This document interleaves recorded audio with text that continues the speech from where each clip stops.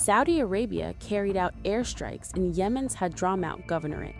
The targets were positions held by the UAE-backed Southern Transitional Council, the STC, specifically the Hadrami elite forces in an area known as Wadi Nab. According to STC-linked media, at least 2 strikes were reported, with no immediate casualties confirmed.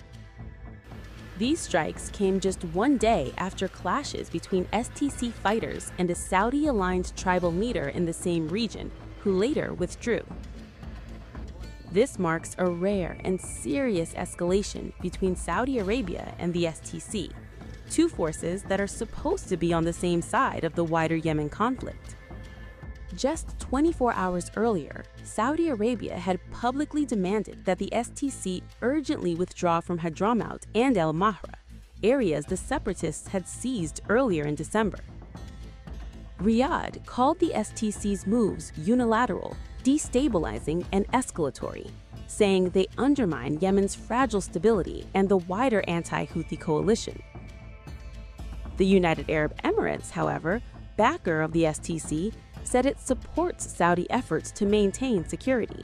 But despite joint diplomatic outreach, the STC has refused to withdraw.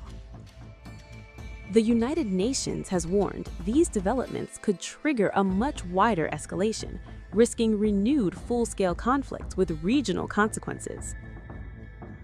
Footage shared on social media showed smoke rising from strike locations and STC forces regrouping in the area, evidence of how quickly the situation is intensifying.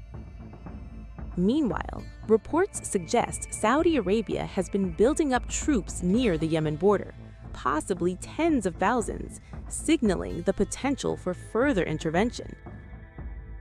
So, what is this really about? The conflict in Yemen began in 2014 when Houthi rebels seized the capital, Sana'a. A year later, Saudi Arabia led a military coalition, including the UAE, to restore the internationally recognized government. But while both countries oppose the Houthis, they don't always back the same allies on the ground. Saudi Arabia mainly supports the Yemeni government and wants a unified Yemen to protect its southern border and limit Iranian influence. The UAE, however,